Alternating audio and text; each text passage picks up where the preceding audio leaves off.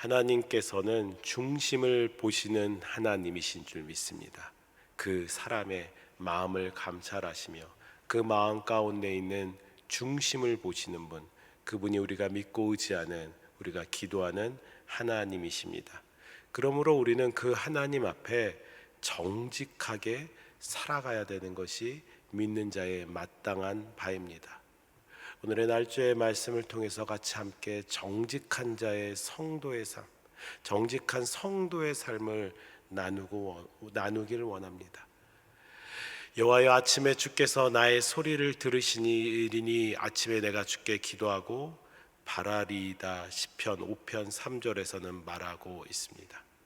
이렇게 말할 수 있는 이유는 무엇입니까? 아침이라는 특정한 시간이 아니라 나의 삶의 모든 시작 가운데 하나님을 의지하겠다라는 다윗의 그 성도로서의 모습을 고백하고 있습니다. 종교개혁자 마틴 루터는 이런 고백을 자주 그의 글 가운데 남겼습니다. 신자는 항상 하나님 앞에서 하나님과 함께 하나님께 영광 돌리며 살아가야 한다라고 말합니다. 항상 하나님 앞에서, 우리가 말하는 코람 데오의 삶을 마틴 루터는 강조하였습니다. 하나님 앞에서 하나님과 함께 하나님께 영광 돌리는 것이 믿는 자의 모습이다라고 말한 것입니다. 코람데오, 곧 하나님의 시선 앞에서 사는 삶이 우리의 믿는 자들의 그 고백의 한 중심에 분명히 있어야 되는 것입니다. 교회에서만, 우리의 공적인 교회에서의 모임뿐만 아니라 삶의 모든 순간에, 삶의 모든 영역에 하나님을 의식하며 하나님 앞에 정직하고 진실하게 살아가는 것을 종교개혁자 마틴 루터는 말하였고요, 우리에게 당부하였습니다. 시편 5편의 3절의 말씀, 아침에 주께서 나의 소리를 들으시리니 아침에 내가 주께 기도하고 바라리이다.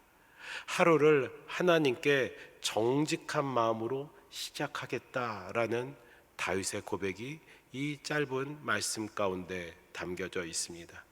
그는 자신의 말뿐 아니라 마음속 깊은 심정을 하나님께 말하고 있는 것입니다. 아침에 내가 주께 기도하고 바라리이다. 그 마음 가운데 있는 소원을 하나님께 올려드리며 하나님 앞에서의 삶을 살겠다 다짐하는 것입니다. 우리의 하루도 기도로 열리고 그 안에서 정직하게 살아야 됩니다. 계속해서 다윗은 말합니다. 9절의 말씀입니다. 그들의 입에 신실함이 없고 그들의 심중이 심히 약하며 그들의 목구멍은 열린 무덤 같고 그들의 혀로는 아첨하나이다. 그들은 누구입니까? 이 세상의 악한 자들, 하나님에 대해서 부정하는 자들, 하나님에 대해서 대항하는 거짓된 사람들을 보면서 다윗은 탄식하고 있는 것입니다. 하지만 이런 자들을 하나님께서 가까이 하지 않으심을 다윗은 확실하고 있습니다. 4절의 말씀 가운데 주는 죄악을 기뻐하는 신이 아니시니, 그렇습니다. 하나님께서는 죄악을 기뻐하지 아니하십니다. 하나님은 중심이 진실한 자를 가까이 하시고 거짓된 자를 멀리 하십니다. 그래서 다윗은 확신하고 있습니다. 마지막 12절의 말씀 함께 같이 읽겠습니다. 12절입니다. 같이 있습니다. 여호와여, 주는 의인에게 복을 주시고 방패로함 같이 은혜로 그를 호위하시리이다. 하나님께서 보호하신다라는 것입니다. 어떤 자를요? 하나님 앞에 정직하게 사려는 자를 하나님께서 보호해 주십니다. 코람데오의 삶을 사는 자를 하나님께서 보호해 주시고 계시는 것입니다. 거짓이 난무하는 세상입니다. 거짓말하는 것이 자연스러울 정도로 이 땅 가운데 만연되어진 세상입니다. 이 세상 속에서 하나님의 눈을 의식하며 살아가는 것은 분명 어려운 것입니다. 나도 거짓말을 해야 될 것 같고 나도 속여야 될 것 같지만 이러한 삶 가운데 오늘 성경은 우리에게 말합니다. 하나님의 눈을 의식하며 살아갈 것을, 그리고 하나님의 눈을 의식하며 살아갈 때 하나님께서 호위하시는 참된 복이 있다라고 말합니다. 또 다른 날줄 사도행전 24장에서도 그 말씀을 바울을 통해서 이야기하고 있습니다.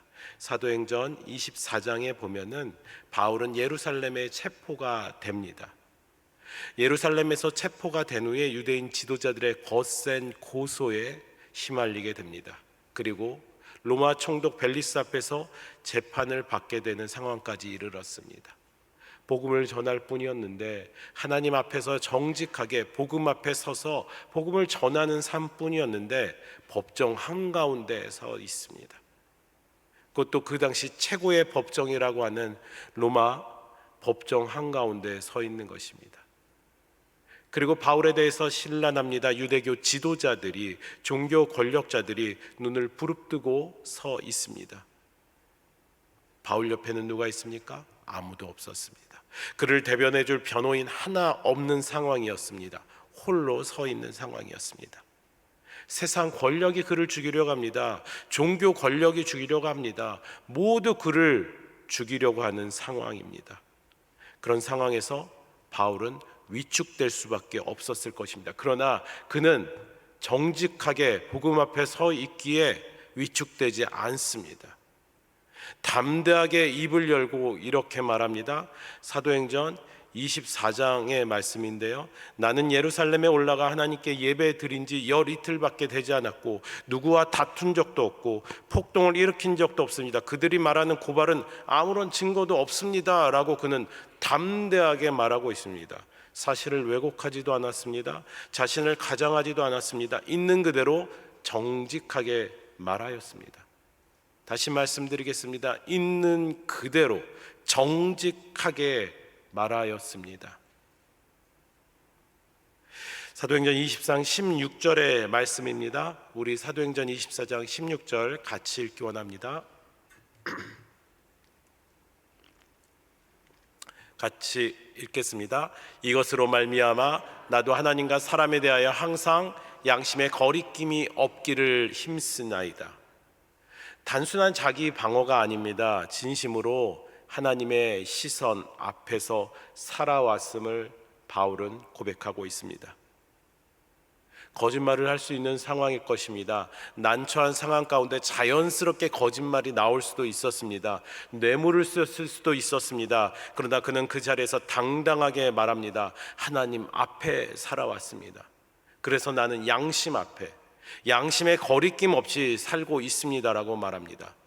바울은요, 정직하게 살았기에 사람을 두려워하지 않았습니다. 그는 재판정에서도 두려워하지 않았습니다. 감옥에서도, 또 배 위에서도, 칼날 앞에서도 늘 하나님의 눈을 의식하며 살아왔습니다. 바울은 이 사도행전 24장 이후에, 이 재판 이후에 감옥에 갇히게 됩니다. 총독 벨릭스는 그를 풀어줄 마음이 없었지만 그는 조금도 흔들림이 없이 하나님 앞에 정직하게 살려고 했고 사람들을 두려워하지 않았습니다. 왜 그렇습니까? 자신의 인생이, 그 바울 자신의 인생이 하나님의 손에 있음을 알았기 때문입니다. 성도의 인생이, 믿는 자들의 인생이 하나님의 손에 있음을 알았기 때문에 흔들리지 않았습니다. 두려워하지 아니하였습니다. 눈앞의 억울함보다 하나님 앞에 정직함을 더 중요하게 여겼습니다. 이 거짓이 난무하는 세상 가운데 우리도 억울한 상황이 많이 있을 수 있습니다. 억울한 상황을 겪을 수 있습니다. 바울처럼요, 다윗처럼요. 비난을 받을 수 있습니다. 거짓에 휘말릴 수 있습니다. 사람들의 말에 상처를 날마다 받을 수밖에 없습니다. 하지만 그럴 때 정말 중요한 질문은 오늘의 말씀을 통해서 우리가 마음 가운데 던져야 됩니다. 과연 나는 믿는 자로서 하나님 앞에서 정직하게 살아가고 있는가? 하나님 앞에서 정직하게 살아가기 때문에 나는 말을 하고 있는가? 관계를 맺고 있는가? 내 일을 하고 있는가? 우리는 살펴봐야 됩니다. 사람은, 심지어 가족도 오해할 수밖에 없고 사실을 왜곡할 수밖에 없음을 우리의 삶 가운데 늘 경험하게 됩니다. 그렇지만 하나님은 우리의 중심을 아십니다. 정직하게 살려고 하는 자의 중심을 알고 계십니다. 그리고 하나님 앞에서 양심의 거리낌 없이 살아갈 때 그것이 진짜 복된 삶으로서 하나님께서 보호하시고 호위하신다라는 것이 오늘의 말씀의 이야기입니다. 하나님 앞에 정직하게 사는 삶은 단지 윤리적인 문제가 아닙니다. 하나님 앞에 정직하게 사는 것은 믿는 자의 당연한 신앙의 고백이고 복된 삶의 길입니다. 거짓과 사람들의 위협 가운데서도 다윗은 하나님 앞에 정직하게 기도합니다. 나의 왕, 나의 하나님이여, 내가 이 아침에 주께 기도합니다. 억울하지만 사람들이 나에게 상처를 주지만 하나님 앞에 정직하게 기도한다고 했을 때 그 하나님의 보호하시는 복을 다윗은 삶 가운데 누렸음을 우리는 분명히 알고 있습니다. 바울 또한 마찬가지였습니다. 억울한 상황입니다. 억울한 상황입니다. 아무리 봐도 억울합니다. 뭐 한 게 없습니다. 그러나 종교 지도자들이, 세상 정치 권력가들이 그를 고발합니다. 그러한 상황 속에서 그가 두려움 없이 살아갈 수 있었던 것은요, 내가 하나님과 함께하기 때문에, 하나님이 내 앞에 계시기에 정직하게 그는 살아가고 있음을 보고 있습니다. 하나님은 정직하게 사는 자를 기뻐하십니다. 하나님께서는 방패처럼 정직하게 사는 자를 보호하시며 복을 주시는 줄 믿습니다. 오늘 이 하루 살아갈 때 하나님 앞에 우선 이 아침에 정직하게 기도하시기 바랍니다. 여러분들의 마음을 숨김없이 하나님께 올려드리며, 하나님, 내 마음이 이렇습니다. 내 상처가 있습니다. 하나님, 내 삶 가운데 또한 정직하게 살기 원합니다라고 간구하십시오. 그리고 작은 거짓이라도 타협하지 않도록 하나님의 도우심을 이 아침에 구하며 나가기 원합니다. 세상의 시선보다 하나님의 시선을 더욱더 의심하면서 하나님께 모든 삶을 맡기는 믿는 성도들의, 여러분들의 모습이 되시길 주의 이름으로 축원합니다. 정직은 세상에서 손해보는 것 같지만 하나님께서는 그 정직한 자, 하나님을 믿고 의식하기 때문에, 하나님을 의지하기 때문에 정직하게 사려는 자를 하나님께서는 절대 외면하지 아니하시고 하나님께서 안위 해주심을 우리는 기억하면서 이 하루 하나님과 동행하는 여러분들이 되시길 주의 이름으로 축복합니다. 주기도문으로 같이 함께 기도 후에 여러분들의 가져오신 기도의 제목으로 하나님께 기도하는 아침 되기 원합니다. 하늘에 계신 우리 아버지여, 이름이 거룩히 여김을 받으시오며 나라의 임하옵시며 뜻이 하늘에서 이룬 것 같이 땅에서도 이루어지이다. 오늘날 우리에게 일용할 양식을 주옵시고 우리가 우리에게 죄 지은 자를 사하여 준 것 같이 우리 죄를 사하여 주옵시고 우리를 시험에 들게 하지 마옵시고 다만 악에서 구하옵소서.